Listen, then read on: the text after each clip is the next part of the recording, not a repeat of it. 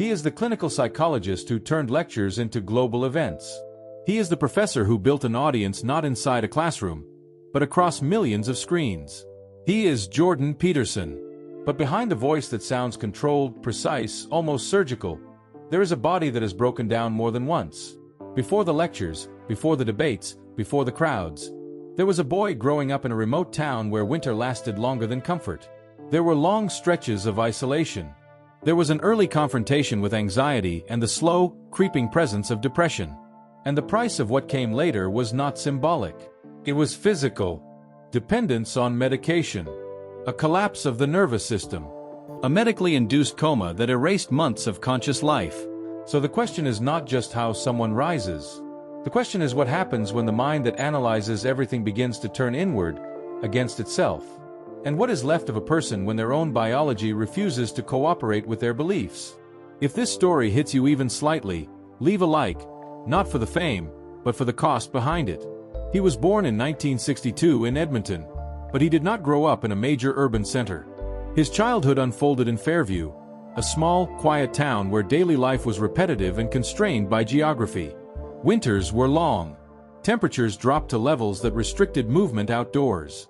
Social circles were small and fixed. His father worked as a schoolteacher. His mother was a librarian.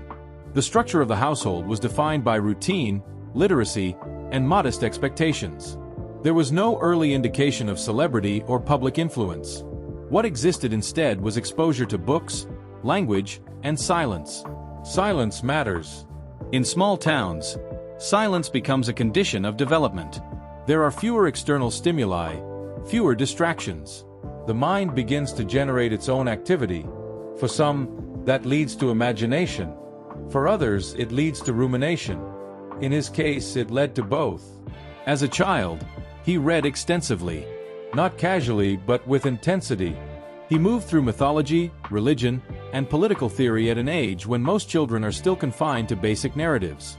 This wasn't just curiosity, it was a pattern. Repetition, focus, and a tendency to fixate on abstract systems. But alongside that intellectual development, there were early signs of instability. He has described periods of deep anxiety beginning in adolescence. Not fleeting stress, but sustained episodes where the body reacts. Tightness in the chest, elevated heart rate, disrupted sleep cycles. These are not philosophical problems. They are physical responses. Anxiety is not just a thought. It is a biological event. And for many individuals who later become highly analytical, early anxiety becomes the first system they try to understand. The mind starts dissecting itself. During his teenage years, he also engaged with alcohol. Not in a casual, experimental way, but in a pattern that suggests early coping behavior. Substance use at that stage is rarely random. It usually fills a function, reducing internal pressure, slowing intrusive thoughts, creating temporary relief. Statistically, early alcohol use correlates with higher rates of anxiety disorders later in life. It does not create them in isolation, but it often reinforces existing vulnerabilities. He moved on to attend University of Alberta. At this stage, the environment shifted from isolation to exposure. Larger classrooms, more competition, more intellectual friction. He initially studied political science. This choice matters. Political science is not just about governance. It is about systems of power, ideology, and conflict. It exposes students to the extremes of human organization, both functional and catastrophic. During this period, he became increasingly preoccupied with the question of evil, not as a moral abstraction but as a real historical force. The 20th century provided enough data: totalitarian regimes, mass violence, systemic oppression. This wasn't casual academic interest. It was obsessive focus. He has described reading extensively about the Cold War, nuclear threats, and ideological conflicts. The underlying question remained consistent. How do ordinary individuals become participants in destructive systems? This line of thinking pushed him away from political science and toward psychology. Because political science explains systems, psychology explains individuals inside those systems. He transferred his focus and pursued psychology with intensity. The shift was not smooth. Academic transitions often involve uncertainty. especially when they are driven by internal pressure rather than external opportunity. During graduate studies at McGill University, his work became more structured but also more demanding. Graduate-level psychology is not passive learning. It involves research design, statistical analysis, and constant evaluation. Sleep patterns become irregular. Diet often becomes inconsistent. Stress levels increase. For individuals with pre-existing anxiety, this environment amplifies symptoms. He studied under researchers who focused on alcoholism, aggression, and personality structures. Again, the pattern is clear. He gravitated toward extreme conditions of human behavior: addiction, violence, instability. It reflects both intellectual interest and personal resonance. There is also the issue of temperament. Personality research consistently shows that individuals high in trait neuroticism experience negative emotions more intensely and more frequently. This is not a weakness in a moral sense. It is a measurable psychological characteristic. He has publicly acknowledged high sensitivity to negative stimuli. That means stronger reactions to stress, criticism, and uncertainty. This trait often coexists with high conscientiousness, the ability to work persistently, maintain discipline, and pursue long-term goals. The combination can produce high achievement. It can also produce burnout. After completing his PhD, he moved into academia, eventually teaching at Harvard University. This transition marks the first major external validation. Teaching at Harvard is not just employment. It is a signal of intellectual credibility within the academic hierarchy. But the internal structure does not automatically stabilize when external success increases. Academic life involves constant evaluation, peer review, publication pressure, student feedback. It is a system that rewards output and punishes stagnation. During these early professional years, his workload was heavy. Teaching, research, writing, and clinical practice often overlap. The body responds to sustained workload with fatigue, hormonal shifts, and eventual depletion if recovery is insufficient. At the same time, he was developing the ideas that would later define his public identity. Concepts around order and chaos, responsibility, and meaning. But these ideas did not emerge in isolation. They were shaped by years of exposure to instability, both in historical study and internal experience. He married and started a family. Family life introduces a different structure: routine, responsibility, and emotional investment. It can stabilize some aspects of life, but it also introduces new stressors: financial pressure, time constraints, and the need to balance professional and personal roles. Statistically, early career academics often work 50 to 70 hours per week. When combined with family responsibilities, total cognitive load increases significantly. At this stage, there were no global audiences, no viral clips, no large-scale controversy. There was just a man working within a demanding system, carrying a mind that did not easily rest. And underneath it all, the same pattern remained: intense focus, high sensitivity, and a body that would eventually begin to show the cost. This is where the foundation is built, not in moments of recognition, but in years of repetition, pressure, and unresolved internal conflict. And those early conditions don't disappear. They accumulate. They wait. He did not become widely known through a slow, controlled expansion of academic influence. The shift was abrupt. It came from a specific moment, tied to a specific event.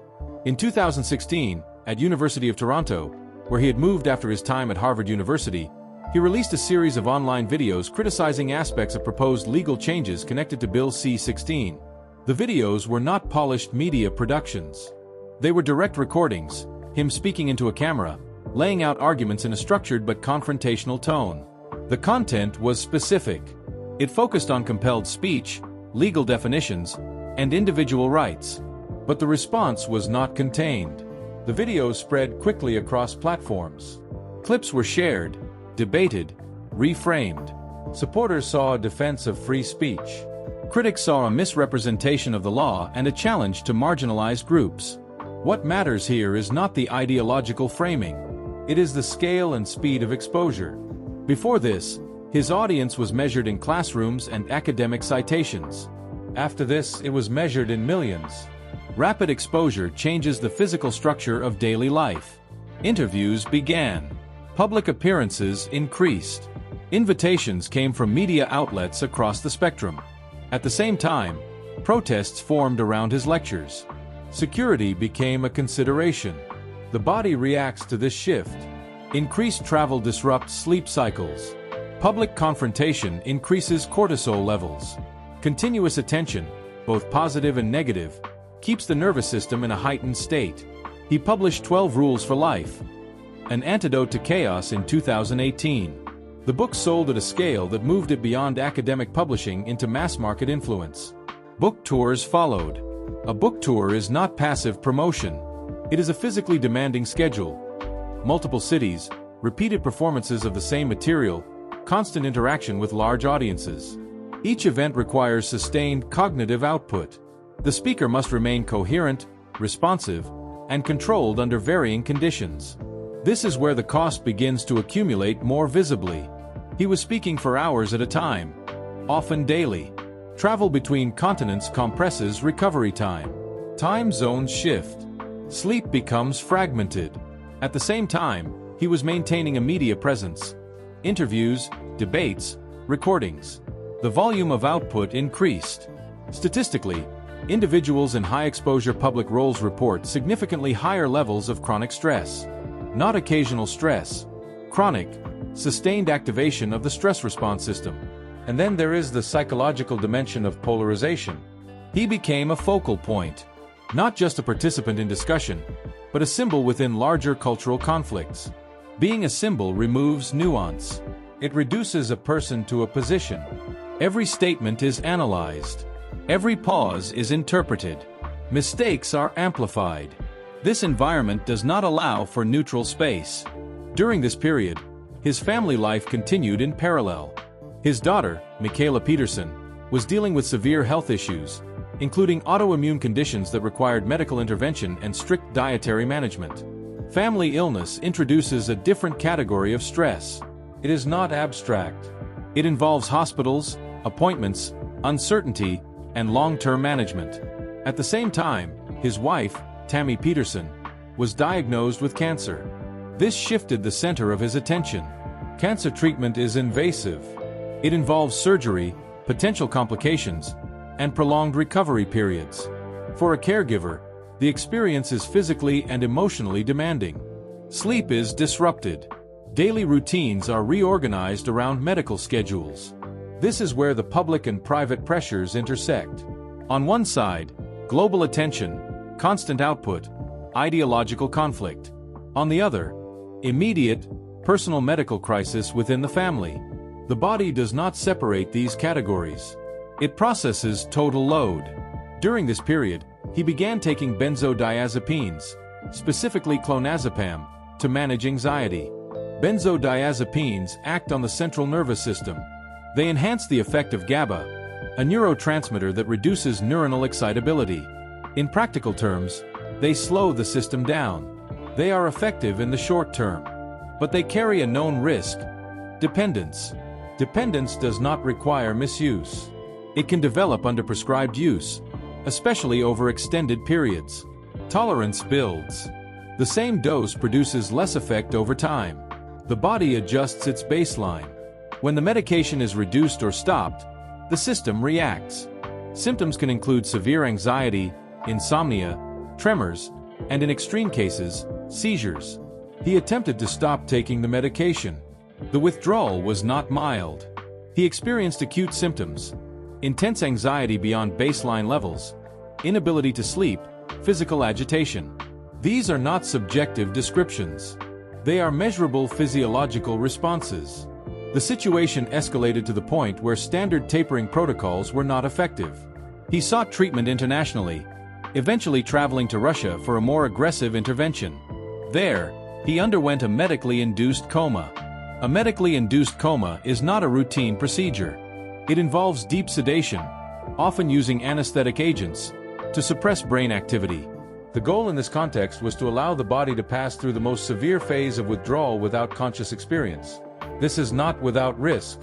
Complications can include infections, neurological damage, and prolonged recovery periods. He remained in this state for over a week. When he emerged, recovery was not immediate. Motor function was impaired. He required assistance to stand and walk. Speech was affected. Cognitive clarity was reduced. Rehabilitation followed. Physical therapy, gradual reintroduction of movement, and ongoing monitoring. This is a complete system reset. The contrast is sharp. From global lectures and high-speed communication to basic motor recovery.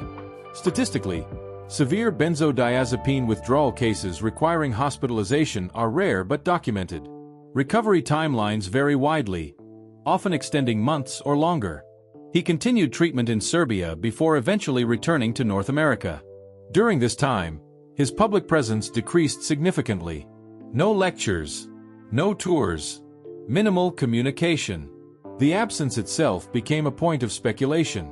But the underlying reality was physical. A nervous system that had been pushed to its limit, then chemically altered, then forced through rapid withdrawal. Recovery is not linear. There are setbacks, fatigue, cognitive fog, emotional instability. The body recalibrates slowly. At the same time, the external world does not pause. Public figures are expected to return. Audiences expect continuity. But biology does not operate on public timelines. When he eventually reappeared, the physical signs were visible. Slower movement, reduced vocal strength, less endurance in long-form speaking. This is the cost phase. Not symbolic cost. Measurable degradation of physical capacity. And it raises a different set of questions. What does it mean to build a career on clarity of thought when the body that supports that thought becomes unstable? And how does a person reconcile public identity with private physical limitation? Because at this point, the trajectory is no longer just upward. It has fractured. He is now 63. The pace is different. Not slower in intention, but slower in execution. After returning from treatment, Jordan Peterson did not step back into the same life he had left. The structure had to change. Not by preference, but by limitation. Recovery from benzodiazepine dependence at that level does not end when the drug leaves the system. The nervous system remains unstable. Sleep cycles take time to normalize. Sensory processing can remain heightened. Small stressors produce disproportionate reactions. His daily routine became controlled. Waking times are consistent. Variability is minimized. Diet is strict, an extension of patterns already present in his household, influenced in part by Michaela Peterson and her own medical protocols. Meals are repetitive, designed to reduce physiological fluctuation rather than provide variety. Energy management is deliberate. Public appearances are scheduled with recovery time in between. Extended speaking sessions are limited compared to his peak touring years. Travel still occurs, but with more planning, shorter sequences, longer gaps. The voice remains, but the delivery has changed. There are pauses now. Not rhetorical pauses, but physical ones. Moments where breathing resets, where pacing adjusts. The body dictates the rhythm more than before. He continues to produce content, lectures, interviews, discussions. His association with platforms like Daily Wire provides a controlled environment. Fewer unpredictable confrontations. More structured conversations. This is not accidental. Controlled environments reduce cognitive load. He has also continued writing. Beyond Order, 12 More Rules for Life expands on earlier frameworks, but the tone carries more acknowledgement of instability. The emphasis is not just on structure, but on the limits of control. Because control has been tested. Physically, the signs of aging are aligned with what research would predict for someone with his history. Chronic stress over extended periods affects cardiovascular function, immune response, and neurological resilience. Recovery from a medically induced coma adds another layer. Muscle atrophy, coordination deficits, and prolonged fatigue during rehabilitation. He has described ongoing issues with stamina. Stamina is not abstract. It is measurable in hours of sustained activity. Where he once lectured for long, continuous sessions, there is now a threshold. After a certain point, output declines. Sleep remains a critical variable. Disrupted sleep patterns are common after severe withdrawal episodes. Even when stabilized, the margin for disruption is smaller. A single night of poor sleep has a larger impact than it would have earlier in life. There is also the issue of vigilance. After experiencing system collapse, individuals often develop heightened awareness of internal states. Heart rate, breathing, fatigue levels. These are monitored, sometimes continuously. It is not anxiety in the traditional sense. It is risk management. His public presence still attracts attention, but the intensity has shifted. The peak period of rapid viral expansion has passed. What remains is a stable, but more contained audience. The environment is less chaotic, but not neutral. Criticism continues. Support continues. But the personal response to both is filtered through a different physical baseline. Family remains central. His wife, Tammy Peterson, recovered from cancer after surgery. Recovery from cancer treatment is itself a long-term process. Monitoring, follow-ups, adjustments. Shared experience of medical crisis alters family dynamics. Roles shift. Priorities become more defined. The household is structured around maintenance. Of health, of routine, of stability. This is not the same as the earlier phase of expansion. It is consolidation. At 63, the question is no longer how much more can be built. The question is how long the current structure can be maintained. Biology imposes limits. Muscle mass decreases with age unless actively maintained. Recovery time increases. Cognitive speed can remain high, but endurance declines. He continues to work, but within these constraints. There is also the issue of memory. Not loss, but accumulation. Decades of study, teaching, and public engagement create a dense internal archive. Accessing that archive requires energy. Sustaining clarity while doing so requires even more. The body and mind are not separate systems. When one weakens, the other compensates, until it cannot. And this is where the narrative shifts from achievement to maintenance. From expansion to preservation. From proving capability to managing limitation. He speaks often about responsibility, about order, about confronting chaos. But at this stage, the confrontation is not theoretical. It is daily. It is in the decision to continue working despite reduced capacity. It is in the management of energy, the avoidance of relapse, the maintenance of routine. It is in accepting that the system has boundaries that cannot be negotiated. Statistically, individuals who experience severe withdrawal and recovery can return to functional lives, but often with adjusted baselines. Full restoration to previous peak levels is not guaranteed. This is not failure. It is adaptation.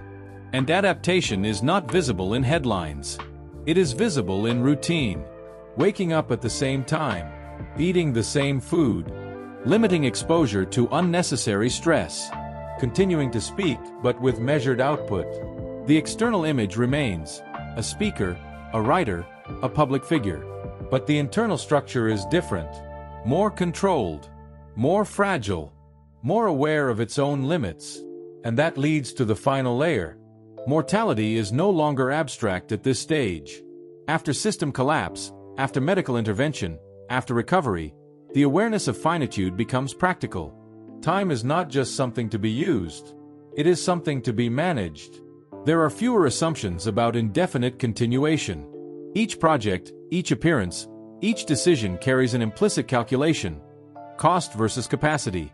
This is the mechanical reality of aging after stress.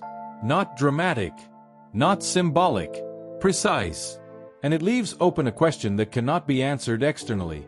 What does a person do when they have already reached the peak of visibility, but must now operate within reduced physical limits? Do they continue at a lower intensity? Do they withdraw to preserve what remains? Or do they push again, knowing the cost has already been demonstrated? So, if this perspective gave you something real to think about, give it a thumbs up, and consider subscribing. These are the lives people think they understand, until you look closer. Until then, see you.